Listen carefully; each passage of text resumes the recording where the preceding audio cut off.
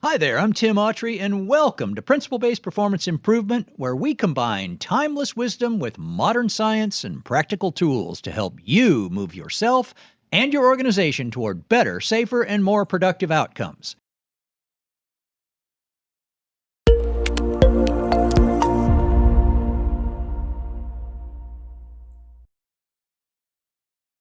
We have covered precept number 1, things are the way they are because they got that way, and precept number 2, which is 84 to 94% of the time, mistakes occur on the job. Some aspect of process, programmatic, or organizational issues have set individuals up to make that mistake. Very important to understand that.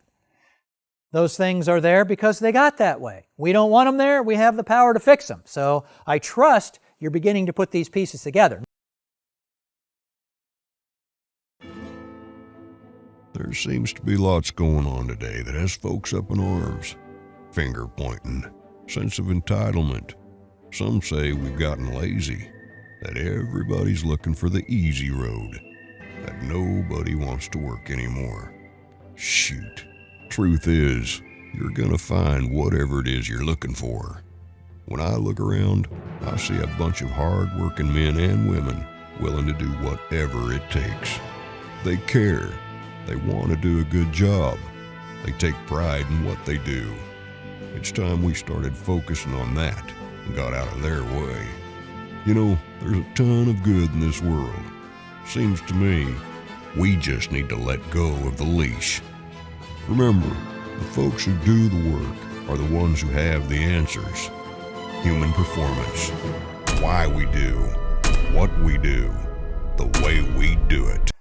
I already mentioned kind of precept number 4 of who has the best idea where all these things are. The question now becomes, are team members motivated to get rid of this stuff? Well, that answer lies in precept number 3. Of course they are. This is an intrinsic aspect of human nature. People come to work wanting to do a good job. Now, we talked before about the whole person approach, that everybody has a body, mind, and a spirit, and how where those all intersect is the unique personal self, and that's where an individual's why is. And when we approach people that way, they have a much greater chance of being fulfilled. When they are more fulfilled, they have a much stronger sense of ownership and commitment, and because they want to do a good job. But this is fundamentally important, and one of the primary reasons for that is because it's out of our work that we get our sense of purpose. Think about this. You go to a party. There are people there that you don't know. Beyond an individual's name, what's typically the first question we'll ask them? What do you do? Or where do you work? It's a huge sense of our identity, and it's a huge sense of our purpose in life. And when we can tap into that in the right way, the individual benefits greatly, and so does the organization. So that's precept number 3. We do not have a motivation problem in our workforce. We simply don't. What we've been doing is in a lot of cases, a darn good job at shutting it down. And by opening this door we were talking about earlier in the right way and aligning it to our core principles, just watch and see what happens. And you're going to learn more and more about how to do it as we continue.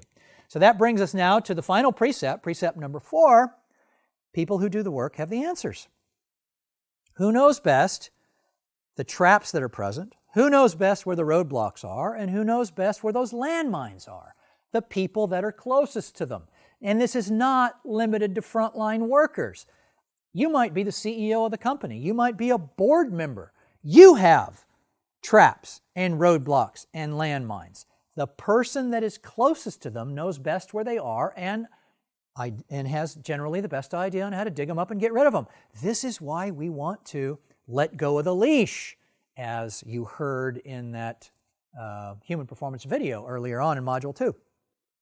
We want to let go of the leash and give people the autonomy to dig these darn things up and get rid of them.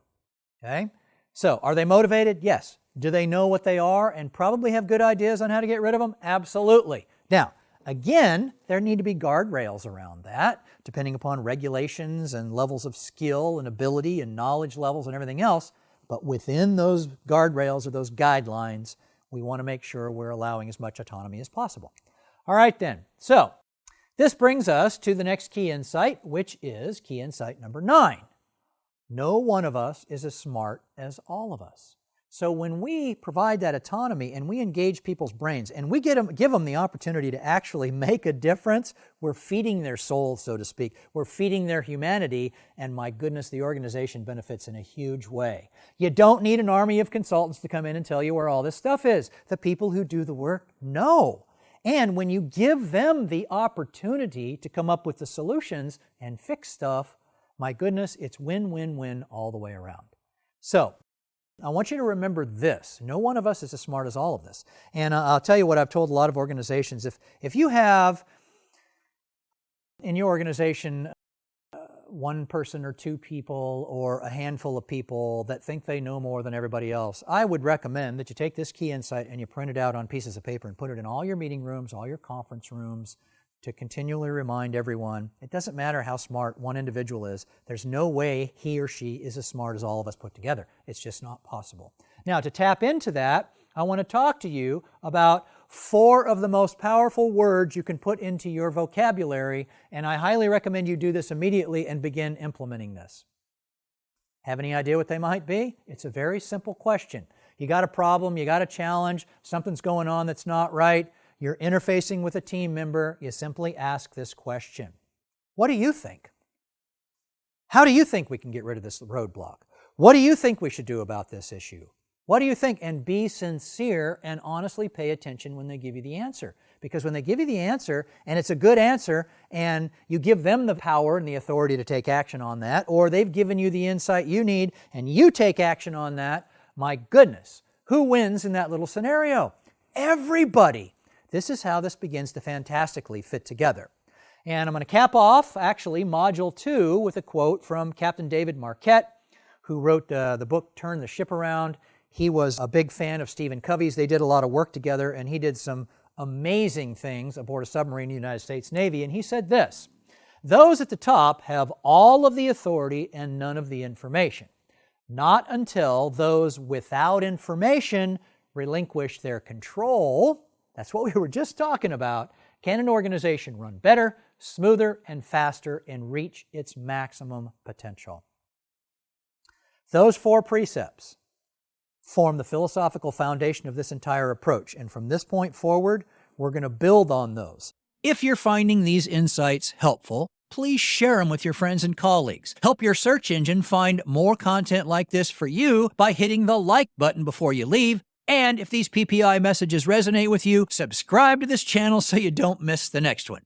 Until next time, my friend, be safe, stay humble, and make a difference.